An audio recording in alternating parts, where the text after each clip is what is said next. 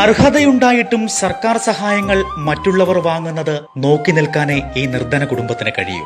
കാരണം സമ്പന്നർക്ക് നൽകുന്ന വെള്ള നിറത്തിലെ റേഷൻ കാർഡാണ് ഇവരുടെ കൈവശമുള്ളത്. തലവൂർ ചുണ്ടമല സുരേഷ് ഭവനിൽ പത്മാവതി അമ്മയുടെ കുടുംബത്തിനാണ് ഈ ദുർഗതി.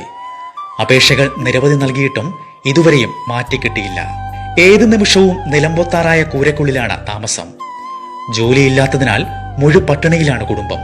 മകൾ സുജാതയെ ഭർത്താവ് ഉപേക്ഷിച്ചു പോയതിനാൽ 2 കുട്ടികളുടെ സംരക്ഷണവും കൂടി പത്മാവതിക്ക് ഏറ്റെടുക്കേണ്ടി വന്നു. കുഞ്ഞു കുട്ടികളടക്കം 5 പേരാണ് ഒറ്റമുറിയുള്ള ഷെഡിൽ താമസിക്കുന്നത്. പലപ്പോഴും കുഞ്ഞുങ്ങൾ വിശന്ന് കരയുന്നത് പതിവ് കാഴ്ചയാണിവിടെ. കുന്നിൻചെരുവിലെ അടിവാരത്തായുള്ള 2 സെന്റ് പുറമ്പോക്ക് ഭൂമിയിലാണ് ഇവരുടെ വീട്. കാറ്റടിച്ചാൽ പറന്നുപോകുന്ന ഷെഡിന്റെ 4 വശവും പ്ലാസ്റ്റിക് ടാർപ്പയും തുണിയും കൊണ്ടാണ് മറച്ചിരിക്കുന്നത്. കൂടാതെ ചുറ്റിനുമുള്ള റബ്ബർ മരങ്ങളും ഏതു നിമിഷവും വീടിന് മുകളിലേക്ക് വീഴാം. അരി വാങ്ങാൻ പൈസയില്ലാത്തതിനാൽ മിക്കപ്പോഴും ചക്ക കഴിച്ചാണ് വിശപ്പടക്കുന്നത്. ഭർത്താവ് രവീന്ദ്രന് സുഖമില്ലാത്തതിനാൽ ജോലിക്ക് പോയിട്ട് മാസങ്ങളായി. പത്മാവതി അമ്മ ഹോട്ടൽ ജോലിക്ക് പോയി കിട്ടുന്ന തുച്ഛമായ വരുമാനം കൊണ്ടായിരുന്നു കുടുംബം മുന്നോട്ടു പോയിരുന്നത്. ലോക്ക്ഡൌൺ മൂലം ഹോട്ടൽ തുറക്കാഞ്ഞതോടെ ഏക വരുമാനവും നിലച്ചു. വീടിനായി നിരവധി അപേക്ഷകൾ നൽകിയെങ്കിലും തലവൂർ പഞ്ചായത്ത് അധികൃതരും തിരിഞ്ഞു നോക്കിയില്ല.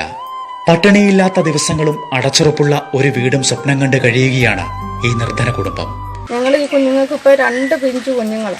അവർക്ക് ആശുപത്രി കൊണ്ടുപോകണമെങ്കിൽ എത്ര വീട് ഞങ്ങൾ കയറി ഇറങ്ങി ഞങ്ങൾ 10 രൂപ ചെന്ന് ചോദിക്കുമ്പോൾ ഇപ്പൊ ഇറങ്ങയില്ലാത്തോണ്ട് ആരും തരത്തില്ല.